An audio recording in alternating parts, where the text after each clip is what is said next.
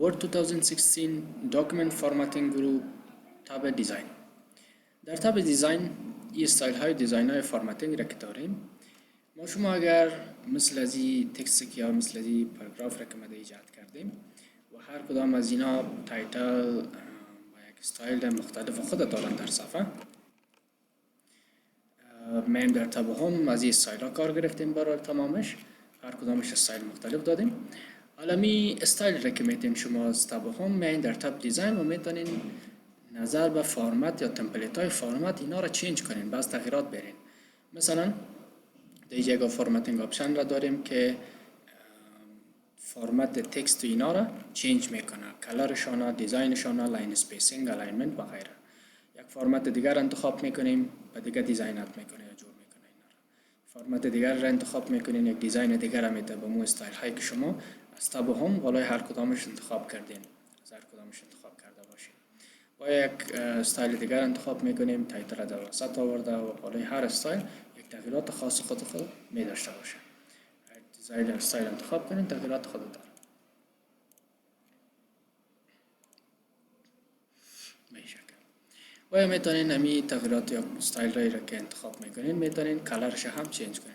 مثلا من این استایل انتخاب میکنم و بیرنگ میایم در کلر، یک کلر دیگه میتونیم برشون. مثلا این کلر انتخاب میکنیم. و همچنان این افکت تنها بالای تکست نه، بالای شیپس هم اجرا میشه. یک کلر دیگه میگیریم، در مثال اینی کلر، نظر به مو استایل ها و نظر به فرمتینگ که انتخاب کردیم چینجز یا تغییرات میاره دیگه. و یا فونتشان رو میتونین چینج کنین، فونتشان آفیس باشه یا کالیبری باشه. و یا باز هم مثلا فونتشان رو چینج میکنین به ایریال بلک. برای هر فرمت یک فونت مختلف ایریال بلک نظر به استایلشان عد میکنن.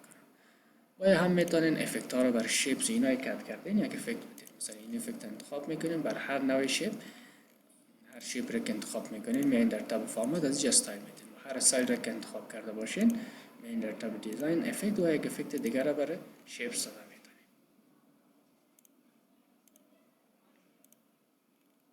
بالای هر کدامش توصیلات خاص خود میداشته باشه.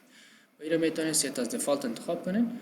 برای تمام داکومنت های دیگر که جور میکنین امی استایل به شکل دفالت انتخاب شدگی میباشه. و یا میتونیم پاراگراف هایی که در ایجاد داریم بینشان فاصله بدیم. مثلا ما با اختصار ادیت میکنم، این پاراگراف انتخاب میکنیم، خود این را پاک میکنم، این پاراگراف فاصله را کلیک میکنم، میام در پاراگراف اسپیسینگ، مثلا امپکت، فاصله بین پاراگراف ها زیاد باشه و یا کم باشه.